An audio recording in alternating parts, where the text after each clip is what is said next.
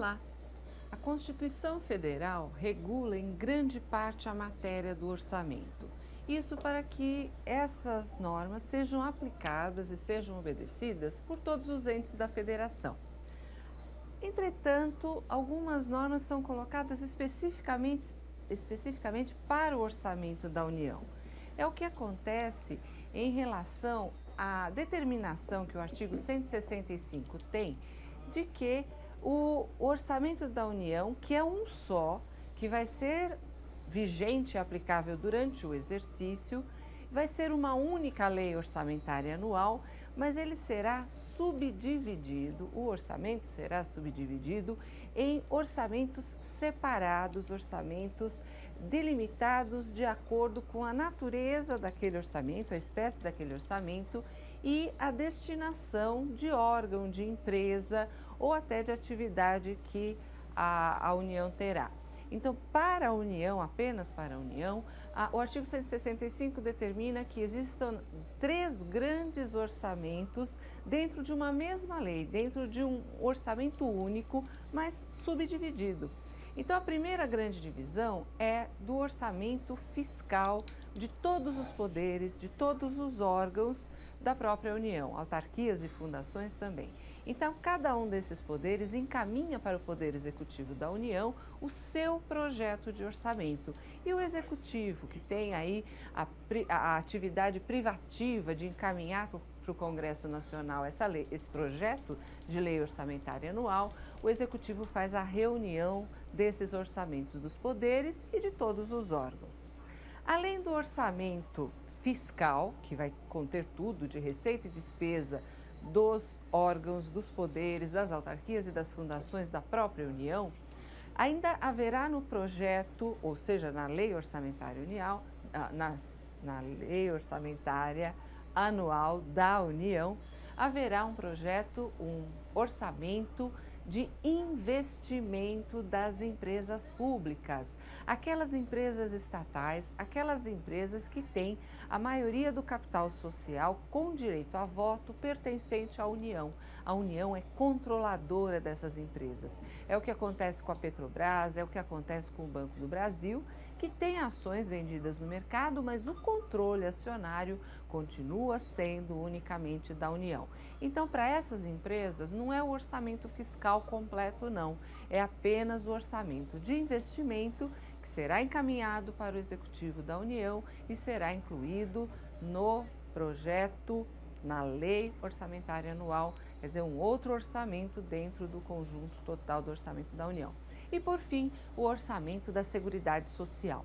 Como a Seguridade Social tem as suas receitas próprias, tem receitas que na maioria decorrem de contribuições sociais, contribuições previdenciárias, para que não haja confusão em relação a essas receitas e para que essas receitas sejam unicamente destinadas ao pagamento dos benefícios previdenciários, dos benefícios sociais, o orçamento da Seguridade Social, ele vai dentro do projeto, vai dentro da lei orçamentária anual, mas de uma forma delimitada, de uma forma separada.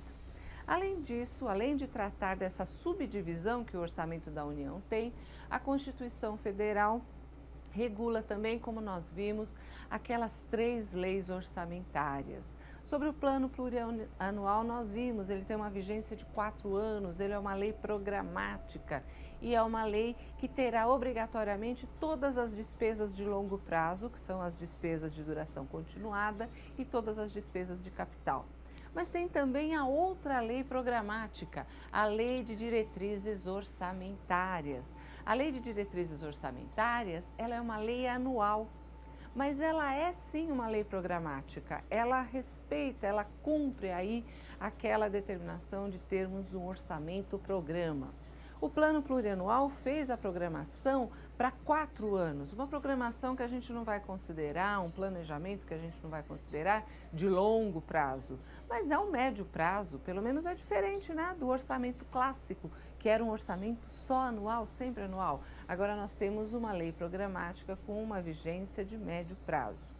Já para fazer cumprir esse planejamento de médio prazo, é necessário que exista uma lei também programática, uma lei também de planejamento para o próximo ano, para o exercício seguinte. E com base nesse planejamento daquele exercício é que a lei orçamentária anual vai ser planejada, vai ser aí sim construída, elaborada. A lei de diretrizes orçamentárias, que é anual, ela orienta a elaboração da lei orçamentária anual, do orçamento propriamente dito. Então, uma lei programática que dá essa orientação. Quando a lei orçamentária for realmente elaborada, ela estará dando cumprimento, execução àquilo que a lei programática, a LDO, a chamada LDO, a famosa LDO, a LDO programou. A LDO, ela dá aí as metas, as diretrizes, as orientações para o ano seguinte. A LDO estabelece prioridades. Afinal, o plano plurianual tem uma vigência de 4 anos. Qual é a prioridade desse planejamento todo? O que nós vamos planejar prioritariamente para cumprimento no exercício seguinte? Isso é o que a Constituição determina. E depois nós temos a Lei de Responsabilidade Fiscal, a Lei Complementar 101 de 2000, que também tem um artigo aí destinado a dar várias atribuições, várias funções à LDO.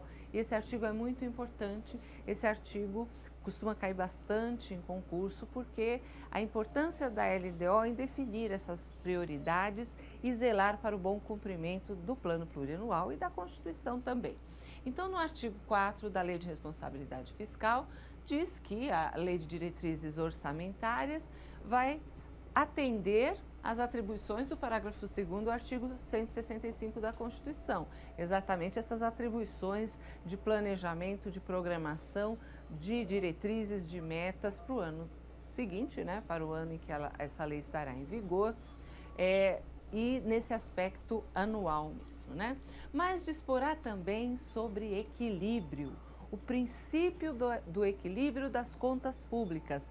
Deverá haver equilíbrio entre receita e despesa, não gastar mais do que aquilo que for arrecadado. E esse equilíbrio vai ser uma programação, um planejamento que a LDO vai fazer e que a lei orçamentária vai cumprir. Quer dizer, quando estabelecer metas, prioridades e aquilo que deve ser cumprido no ano seguinte, a LDO já vai visualizar aí, sempre mantendo o equilíbrio entre receita e despesa e não dando abertura para que a lei orçamentária gaste mais do que vai ser a receita, né? A receita prevista, pelo menos, não pode haver autorização de despesas em valores maiores do que a receita prevista. Os critérios e formas de limitação de empenho. O empenho é o gasto do dinheiro público, é a reserva para gasto do dinheiro público. Se houver situação de falta de dinheiro, de falta de receita, esse empenho terá que ser reduzido, limitado. Mas quais os empenhos, quais as despesas serão contidas, serão cortadas? A LDO que estabelece quanto vai ser cortado, quanto vai ser limitado e quais são essas despesas que poderão ser reduzidas. Tudo isso é a Lei de Diretrizes que determina. As normas de controle de custos e resultados de programa, estamos aí diretamente ligados ao orçamento-programa, onde o que importa é a eficiência e a LDO é o grande instrumento da eficiência administrativa, é o grande instrumento da eficiência do gasto do dinheiro público. E demais condições e exigências para transferência. Toda vez que esse ente da federação, qual é esse ente? Pode ser a União, pode ser o Estado, pode ser o município. Ele está elaborando a sua LDO, ele pode colocar lá regras, novas condições, novos requisitos para que esse ente faça a entrega de dinheiro, faça a transferência de verbas para outros entes públicos ou até para pessoas de direito privado. Essa ajuda, essa colaboração que o ente público vai dar para outras pessoas jurídicas de direito público ou privado, terá regras especiais, regras que só vão valer para esse estado, para esse município e só vão valer para esse ano, o ano de aplicação da LDO. No ano que vem muda tudo, mudam as regras, mudam as condições, dependendo do interesse do órgão transferidor, aí, da entidade, né, do ente, quando a gente fala de federação, a gente está falando de ente público, então o ente é que vai decidir na LDO as regras para transferência. Na lei de diretrizes orçamentárias, na LDO, obrigatoriamente existe um anexo, aliás, são 3 anexos que nós vamos falar aqui, são 3 anexos que acompanham a lei de diretrizes orçamentárias. O primeiro deles é o anexo de metas fiscais. Metas, objetivos, é a principal função da LDO. E aqui são as metas de receita. Será que a gente vai conseguir cumprir essa meta? Será que a receita vai ser mesmo efetivada nessa quantia, nessa meta? Não importa, as metas existem. Se existem metas, está programado que a gente vai trabalhar para cumprir essas metas. Então, metas de receita, metas de despesa, metas para o gasto público, metas aí com relação ao resultado dessa conta, receita menos despesa. A gente tem o resultado primário, que é receita menos despesa, quanto vai sobrar de dinheiro. Nós temos esse resultado primário para pagar juros. E depois do pagamento dos juros, nós temos o resultado nominal. O resultado nominal é o resultado da conta, receita menos despesa menos juros. Então, resultado primário, receita menos despesa. Aí nós pagamos os juros, nós temos o resultado nominal, receita menos despesa menos juros, e é o que sobra mesmo, né? As metas para a dívida pública, e essas metas aí vão ser fixadas para o exercício, mas também vão ser planejadas para 2 exercícios seguintes. O outro anexo, o anexo de riscos fiscais. Quais são os riscos que as nossas metas estão sofrendo? O risco de uma crise mundial, o risco de uma crise econômica interna, o risco de uma guerra, alguém aí vai entrar em guerra, isso vai atrapalhar a nossa economia, e atrapalhando a economia, atrapalha o nosso orçamento. Então, todos os riscos aparecem nesse anexo de riscos. E, por último, o anexo de metas econômicas. Quais são as metas de inflação? Quais são as metas de juros? Quais são as metas do crédito no Brasil? Todas as metas que vão interferir na economia do país. Por isso a gente dá o nome aí de anexo econômico, anexo de metas econômicos. Ali quando fala variáveis, né? As variáveis de inflação, as variáveis do câmbio, o valor do dólar, quer dizer, todos esses índices que afetam a economia do país.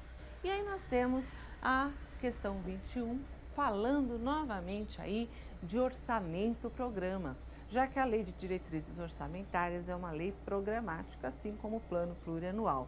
A Lei Orçamentária Anual, o orçamento propriamente dito, não é uma lei programática, é uma lei de execução, mas que deverá obedecer o programa estabelecido, toda a programação estabelecida nas 2 leis programáticas. E a questão 21 tem as alternativas A e B erradas, né? Elas estão erradas, não são essas que nós vamos assinalar. A classificação programática consubstanciada em programas e atividades, isso estaria correto. Essa programação, essa classificação programática realmente envolve todos os programas e todas as atividades que não compõem os programas. Tem uma série de ações governamentais que não estão dentro de nenhum programa, estão soltas, mas que são necessárias, deverão ser realizadas. Mas aí ali tem uma coisa nada a ver, subdivide-se em origem, espécie, subalínea. É um monte de palavras que não quer dizer nada, está errado. O sistema de mensuração do orçamento-programa, o sistema de medida, de análise, de cálculo do orçamento-programa, é estruturado nos níveis forte, mediano e fraco de mensuração e evidenciação. Não quer dizer nada, isso que é? Medida forte, medida fraca? Uma coisa que não tem realmente nada a ver, né? A alternativa C também está errada, quando diz que no orçamento-programa a alocação de recursos visa a aquisição de meios com ênfase a aspectos contábeis da gestão administrativa governamental. Isso daí é o orçamento clássico. O orçamento clássico está preocupado em conseguir dinheiro, recursos, para gastar o dinheiro também para a ação governamental e não está preocupado em planejamento. Então está errado. A alternativa correta é a alternativa D de dado. elementos do orçamento-programa, objetivos a serem alcançados com medidas que vão ser planejadas e custo, né? Todo pela eficiência da administração e da execução do orçamento.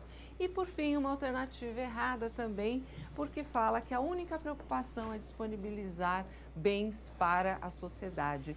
Mas e aí? E a programação, né? Tá errado isso daí. Então, até a próxima.